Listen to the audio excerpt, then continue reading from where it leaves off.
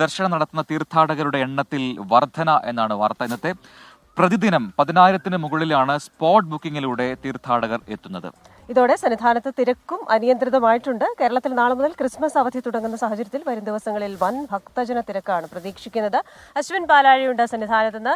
അശ്വിൻ, കുറേ ദിവസമായി ഭക്തിസാന്ദ്രമായ അന്തരീക്ഷത്തിലാണ്. Very very very good morning. ഇപ്പൊ തിരക്ക് കൂടുന്നുണ്ട്. ഇനി ക്രിസ്മസ് അവധി കൂടെ വരാൻ പോകുന്നുണ്ട്. അപ്പൊ ഇതുവരെ എല്ലാം ഭംഗിയായിട്ടാണ് പോയത്. അപ്പൊ തിരക്ക് കൂടുന്നതുകൊണ്ട് എല്ലാം സജ്ജമാണല്ലോ, അവിടെ പ്രശ്നങ്ങളൊന്നും ഇല്ലല്ലോ. Krishna Prajan, very good morning.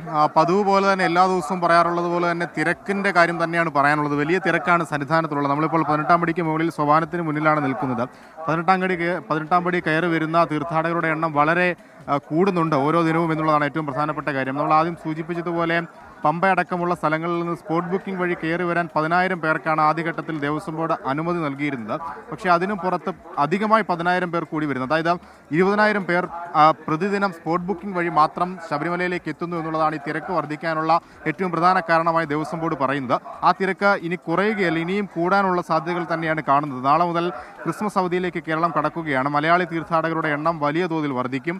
എന്തായാലും അതൊക്കെ മുൻകൂട്ടി ഇന്നലെ അവലോകന യോഗം ചേർന്നിരുന്നു. തിരക്ക് നിയന്ത്രിക്കാൻ കർശന നടപടികളും ഒപ്പം കൃത്യമായ ഇടപെടലുകളും ദേവസ്വവും പോലീസുമൊക്കെ നടത്തുന്നുണ്ട്. നാളെ മുതൽ കൂടുതൽ പോലീസ് ഫോഴ്സ് സന്നിധാനത്തേക്കും പമ്പയിലേക്കും നിലയ്ക്കലേക്കുമൊക്കെ എത്തുന്നുമുണ്ട്. അതോടുകൂടി തിരക്ക് വർദ്ധിച്ചാൽ പോലും കൃത്യമായ കാര്യങ്ങൾ മുന്നോട്ട് കൊണ്ടുപോകാനുള്ള ഒരു ഇടപെടൽ ഉണ്ടാകും എന്നുള്ളതാണ് അറിയുന്നത്. എന്തായാലും തിരക്ക് തുടരുകയാണ്.